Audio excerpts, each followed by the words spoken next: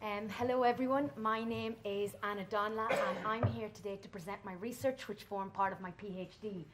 So it looks at the effects of sleep loss on mood, pilot-specific skills and flying performance among commercial airline pilots.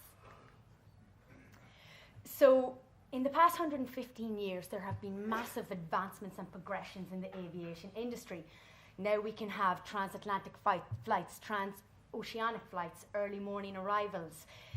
Air travel has now become a regular occurrence in our everyday lives. For example, London Heathrow here not only is the busiest airport in the UK, but also the busiest airport in Europe, and last year handled 78 million passengers alone. On average, 650 flights arrive into Heathrow every day. That's just arriving, that doesn't include going out as well. As a result, today's flight operations now work on a pressurised, intensive 24/7 timetable. So, whilst air vehicles and other such equipment have the ability to function continuously for prolonged periods of time without adverse effects, humans are unable to successfully work and think effectively without sufficient restorative sleep. So what's in place to protect pilots against sleep loss and fatigue? Well, there are regulations that have been put in place by the European Aviation Safety Agency, under which Irish and UK pilots must stick to, which basically dictates the number of hours that they can fly and must rest between sleep. Now, these regulations are proposed to prevent pilot fatigue. While they're positive in their purpose, they're not actually based on any sound scientific evidence regarding their ability to prevent pilot fatigue. Several European countries have conducted investigations into the prevalence of fatigue and tiredness among their pilots. 94% of Swedish, 89% of Danish and 88% of Norwegian pilots have reported at one stage or another feeling too tired or fatigued to be on active duty in the cockpit. Furthermore, in 2012, the European Cockpit Association conducted a Europe-wide survey investigating the prevalence of fatigue and tiredness among their pilots, and they found that 50%, 1 in every 2 pilots were reporting fatigue was impairing their ability in the cockpit, while 3 out of every 5 reported making mistakes in the cockpit as a result of their fatigue. So, despite the high risks at stake in commercial aviation, such as the lives of up to 550 passengers and also the involvement of multi-million-dollar airframes, actually a very limited amount of research has actually investigated sleep loss and fatigue among commercial airline pilots. Therefore, my research firstly aimed to examine the effects of 24 hours sleep loss on mood, pilot-specific competencies such as situation awareness, problem solving and sustained attention, and also on flying performance. Furthermore, we also wanted to explore if changes in mood and pilot-specific competencies were related to changes in flying performance. Therefore, did the variables tend to behave the same way over time? And as such, could they potentially be used as indicators of declining flying performance? So what did we do? Well, we recruited 7 commercial airline pilots to partake in our study.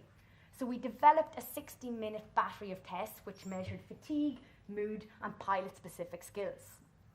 As regards flying performance, so we developed from scratch a 32-minute flight task on a computerized flight simulator, the AirSim, in which pilots had to fly a specific flight plan. It did not involve any takeoff or any landing. So pilots received flight commands and instructions via air traffic control recordings, and here you can see this is what the setup looked like in our lab. As well as this, they also had to undertake mid-flight fuel calculations whilst flying the hold, and they also had to answer mid-flight situation awareness questions regarding their heading, their altitude, their location and their speed. As regards analysis, we conducted one-way repeated measures ANOVA with follow-up LSD tests, and we also performed within and subject correlations. So here's a schematic of my overall study design. So participants came to us on 3 separate occasions. First, for screening and habituation. On a second occasion, for baseline testing and also 12-hour testing following a day of rest. And finally, on the 3rd occasion, for the final 12 hours of a 24-hour period of continuous wakefulness. So pilot schedules tend to be 5 days on, 3 days off, as we can see up here. So we collected baseline data on their 3rd day off in order to ensure that they were fully rested. Pilots then went and worked a week of earlies, And on their final duty day, they would awoke at 6 a.m. that morning, undertook their normal duty day, and then came straight into us in the labs in DCU, where they performed their first flight testing session at 6 p.m. that evening, equating to 12 hours of wakefulness. So the participants took part in the 60-minute battery of tests on 5 separate occasions, split every 3 hours, and they also undertook the flight task during test session 1, 3, and 5. So what did we find? Well, as expected, mood and objective fatigue significantly increased with increasing time awake. Furthermore, our sustained attention and our problem solving was also found to significantly increase with increasing time awake. Similarly, situation and problem solving in flight were also found at the 24-hour point to report significant impairments in performance. Now, as regards our flying performance, so flying performance was determined as deviation from the specified flight path. This was not found to be significantly impaired following 24 hours sleep deprivation, but it did tend to indicate trending declines in performance. Now, interestingly and very unexpectedly, it was found that pilots with less hours flying experience actually got better, and pilots with more hours flying experience actually got worse with increasing time awake. Furthermore, these are between subject correlations. Again, no significant differences were found, but we did find moderate relationships between situation awareness and problem solving in flight. Therefore, as pilots' situation awareness got worse and their ability to conduct fuel calculations in flight got worse, they deviated more from the specified green line. Therefore, their flying performance declined. As regards our within subject correlations, situation awareness again was found to be the one measure in which all participants reacted the same way, indicating a negative relationship. So therefore, as situation awareness got worse, flying performance declined. So what's the overall take-home message? Well, mood, fatigue, sustained attention, problem solving and situation awareness were all found to significantly decline with increasing time awake.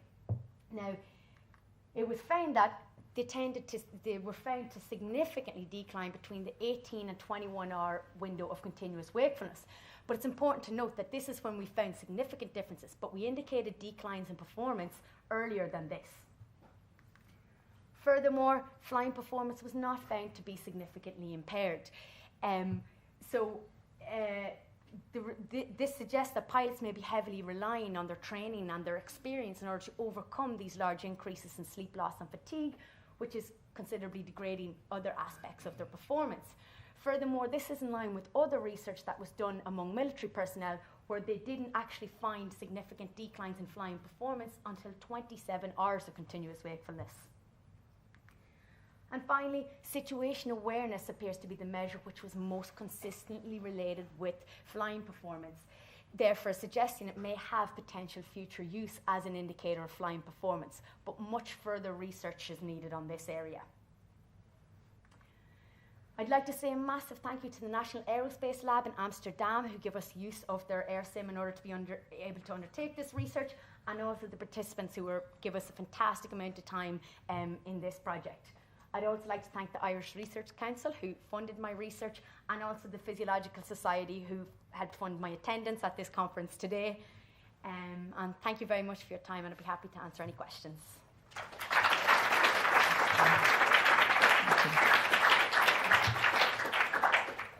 Questions? Any questions? Well, while people are thinking, I have one. When we did some work with shift workers who did continuous shifts, one of the things that we found, and I think somebody spoke about it yesterday around lorry drivers, you get a massive drop-off in the first year of people that can't do shifts. So I just wondered how long, whether there was a variability in how long your pilots had been pilots. I may have missed that. I didn't actually say that. So the minimum number of flying hours to take part in this was 800 hours. And this is where we found this difference with these pilots who had less flying hours. So those who had less than 5,000 flying hours experience were actually getting better as time was going on. And those with more than 5,000 hours flying experience were getting worse. But the reason that we think this may have happened is because when pilots, in order to get your flying license, you need to have 200 hours flying experience. And a lot of pilots will pay, they need to pay to use an aircraft to get this time up. So they do it in small aircrafts that don't have autopilot. So they're more used to manually operating the aircraft, because in our flight task, they had to manually operate. They weren't allowed to use autopilot. There was no auto thrust, there was no auto throttle. So it could be a case that those pilots who have been in the business longer are so used to everything being automated that when we took it away, actually the performance was declining. So you want to see a young pilot getting into your cockpit. No money took it very soon. I think this fills me with a great amount of nobody's flying home after this. Any other questions? I'll just leave that. It's fine. Okay. Thanks for a really nice talk. I just wondered, the flight plan you put them on, presumably it was a pretty kind of routine kind of flight. I wonder if you have any insight on what might happen if there was something slightly unexpected that occurred? Or Yes, so we were unable to find any previous research that actually had developed a flight plan for commercial airline pilots. So we had to develop that from scratch ourselves. So very close to me. But it was a 32-minute flight task, and they ultimately flew a hold over an airspace in Amsterdam, which we knew our pilots would not be familiar with this airspace. It was relatively standard. They flew a hold, which they would be accustomed to doing.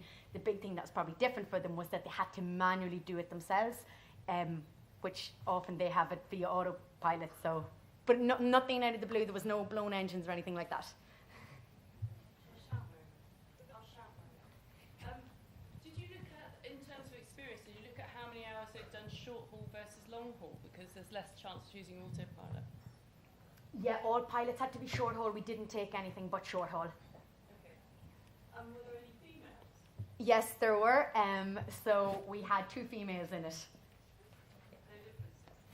No differences? It was too small to tell. There was suggestions that there may potentially could have been differences, and particularly initially that was coming out was risk-taking behaviour, that potentially males were being more risky in their behaviour as they got more tired, and females were becoming more conservative. But we didn't have enough to be able to properly conclude anything. I think that might be a good place to end it. Thank you very much.